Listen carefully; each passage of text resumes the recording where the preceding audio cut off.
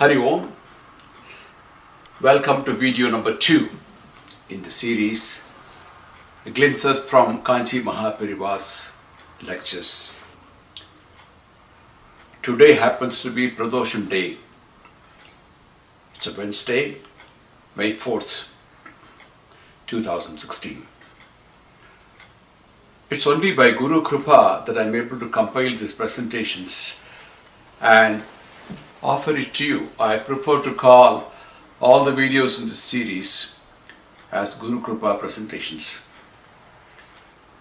In Guru Krupa video number 1, Maha Periyava provided a brief introduction to Sanathana Dharma. In this video, Maha Periyava continues to explain some of the unique features of Sanathana Dharma and how it is different from other faiths. He dispels the notion amongst many people that Hindus are polytheists and idolaters. Further, he points out that Sanathana Dharma is the only faith that does not proclaim that its followers have an exclusive right to salvation. In his own inimitable style, Maha Periyava adds spice to his talk by providing several examples to illustrate some of the most intricate concepts. So with great reference to our Jagat Guru, Pujya Sri Kanchi Maha Periyava, Guru Krupa now presents another glimpse from his lectures in this video number 2 as translated from the original talk in Tamil.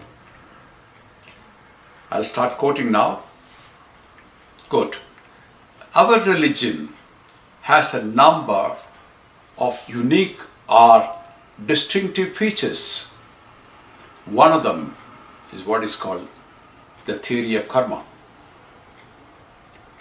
What is karma doctrine? For every action, there is an equal and opposite reaction. There is an irrefutable law of physics governing cause and effect, action and reaction.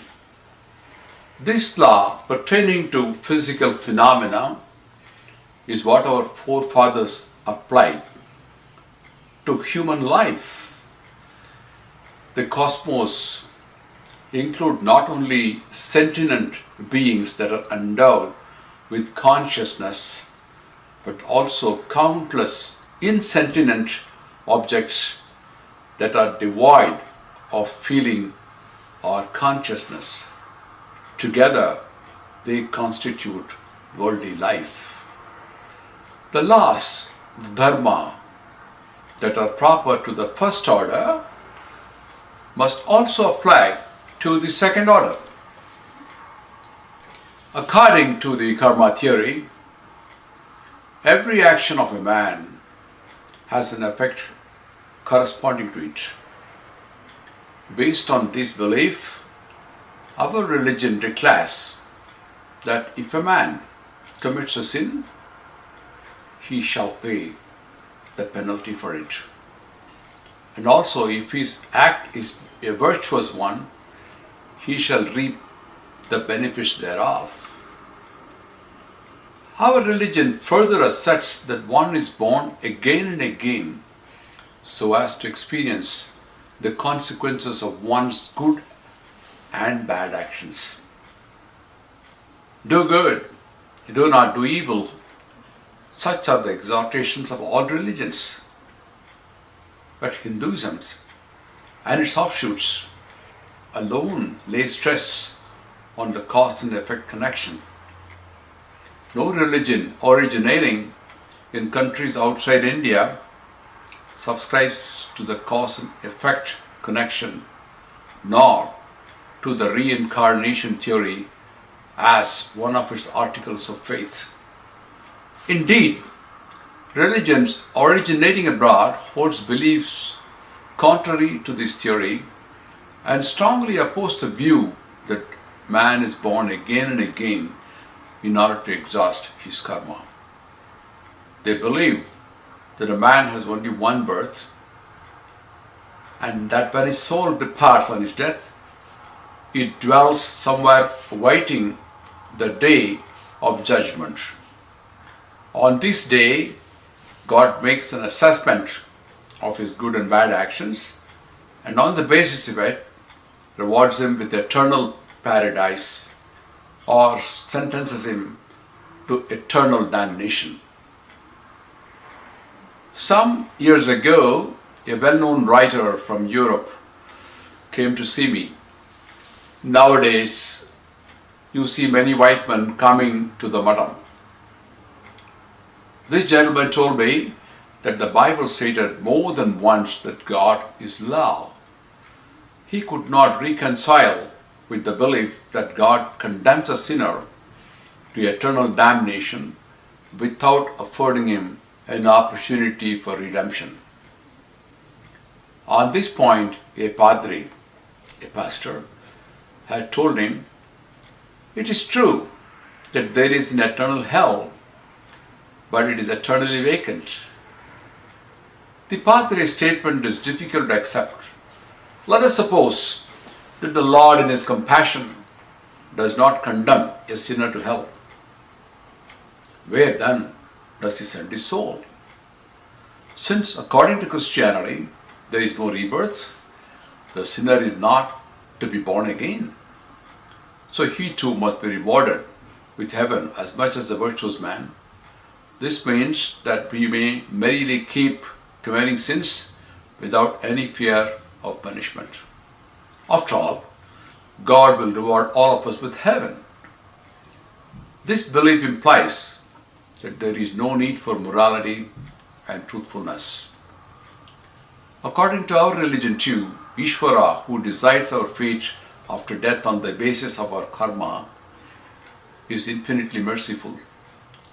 But at the same time, he does not plunge the world in adharma, in unrighteousness. That is not how his compassion manifests itself. What does he do then? He gives us another birth, another opportunity to reap the fruits of our good and bad actions. The joys of heaven and the torments of hell truly belong to this world itself. The sorrow and happiness that are our lot in our present birth are in proportion to the virtuous and evil deeds of our past birth. Those who sinned much in the past suffer now, and likewise those who did a lot of good enjoy much happiness now. The majority is made up of people who know more sorrow than happiness, and some who experience sorrow and happiness almost in equal measure. There are indeed very few who are blessed with total happiness. It is evident from this that most of us have done more evil than good in our past birth.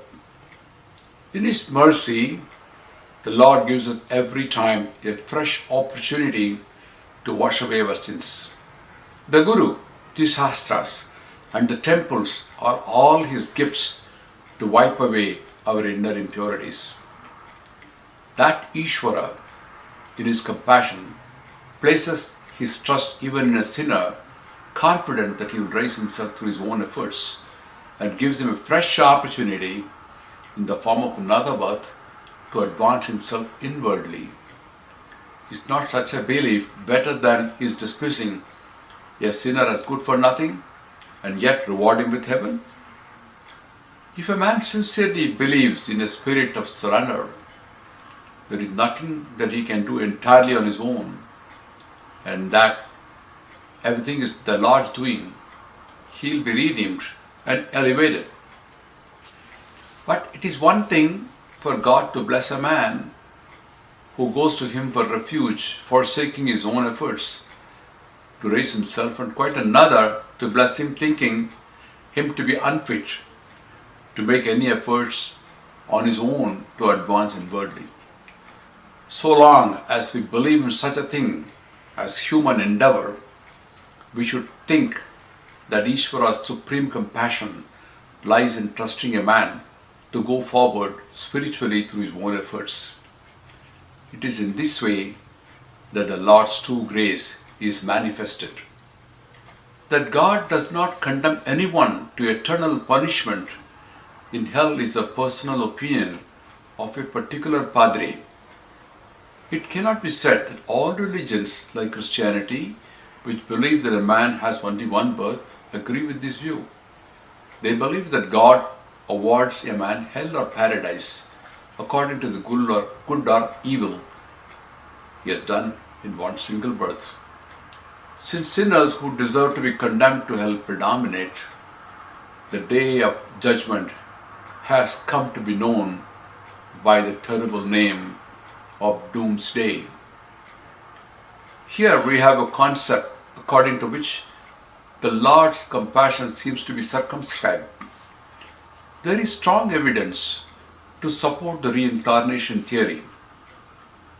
A lady from the West came to see me one day and asked me if there was any proof of reincarnation. I did not have any discussion with her on the subject. Instead, I asked her to visit a local maternity hospital and find out about the babies born there. There was a learned man in Madam who knew English, and I asked him to accompany the lady. Later on, after they returned from the hospital, I asked the woman about her impressions of the newborn babies. She said she had found one baby plumpy and cheerful, another skinny, one beautiful and healthy, and another sickly. One child was born in a very comfortable maternity ward to a well-to-do mother, and another to a poor mother in a less comfortable ward. Leave aside the question of God consigning a man to eternal hell after his death. I said to the foreign lady, we are not witness to such an unseen phenomenon. Now you have seen with your own eyes how differently the children are born in the hospital that you visited. How would you account for such differences? Why should one child be born rich and another poor? Why should one be healthy and another sickly? And why should one be good looking and another not so good looking? If you accept the doctrine that men are born only once, you cannot but form the impression that God is neither compassionate nor impartial. Think of all the differences at birth and that he functions erratically and unwisely. How are we to be devoted to such a God and have the faith that he will look on us with mercy? How are we to account for the differences between one being and another if we do not accept the doctrine that our life is now determined by the good and the bad we did in our past births? The lady from the West accepted my explanation. Such an explanation is not, however, good enough for people in modern times. They demand scientific proof of reincarnation. Parapsychologists have done considerable research in the subject, and their findings are in favor of the theory of rebirth. In studies conducted around the world, they encountered people who remembered their past lives. Such people recall places and persons with whom they had no connection in the present birth, but they had seen them in their previous birthplaces. The parapsychologists verified these facts and, to their amazement, found them to be true. Such cases are numerous. Most of us are unaware of their past life, but some do remember them.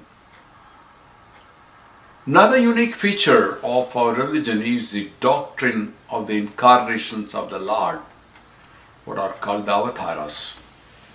The reality, Satvastu, is one.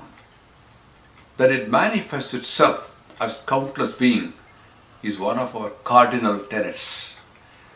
It follows that it is this one and only reality that transforms itself again and again into all those beings that are subject to birth and death.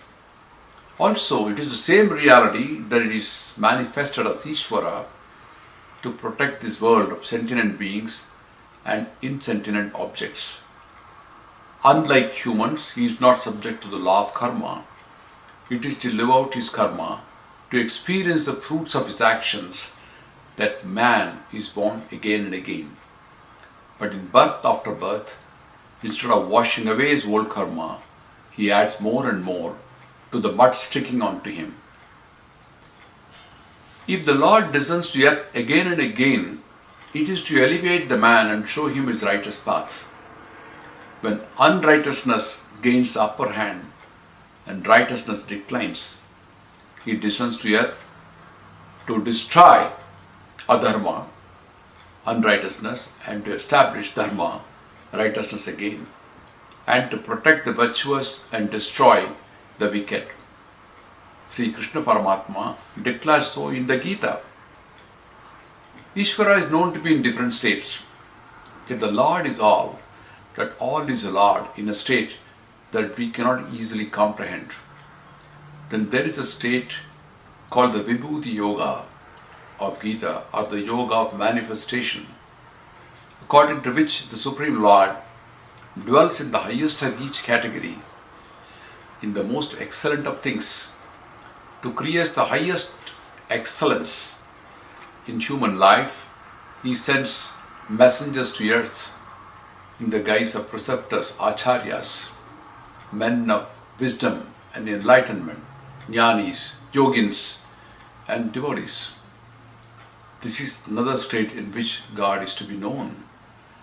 Not satisfied with the previous states, he assumes yet another state. He descends to earth as an avatara. The word avatarana itself means descent.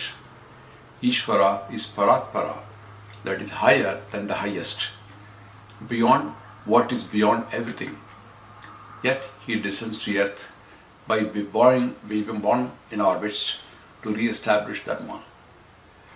That the one and only Paramatman, who has neither a form nor attributes, is manifested as different forms with attributes, is another special feature of our religion.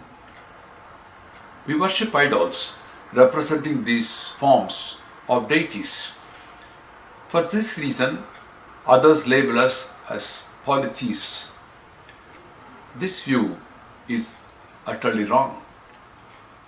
Because we worship the one God, the one reality, in many different forms, it does not mean that we believe in many gods. It is equally absurd to call us idolaters who hold that the idol we worship is God. Hindus, with a proper understanding of their religion, do not think that the idol alone is God. The idol is meant for the worshipper to offer one-pointed devotion, and he adores it with the conviction that Lord, who is present everywhere, is present in it also. We see that practitioners of other religions also have symbols for worship and meditation. So it is wholly unjust to believe that Hindus alone worship idols. To regard them with scorn as idolaters is not right. That ours is the only religion that does not proclaim that its followers have an exclusive right to salvation is a matter of pride for us. Our Catholic outlook is revealed in our scriptures, which declare that whatever be the religious path followed by people, they will finally attain the same Paramatman. That is why there is no place for conversion in Sanathana Dharma. Live and let live has been and continues to be the ideal of our religion. It has given birth to religions like Buddhism and Jainism, and they, particularly Buddhism, have been propagated abroad for the Atmic spiritual advancement of the people there. I end the quote here. That brings us to the conclusion of this Guru Krupa video number 2. Thank you for listening. I appreciate your continued interest and look forward to meeting you again in the next Guru Krupa video number 3. Stay tuned.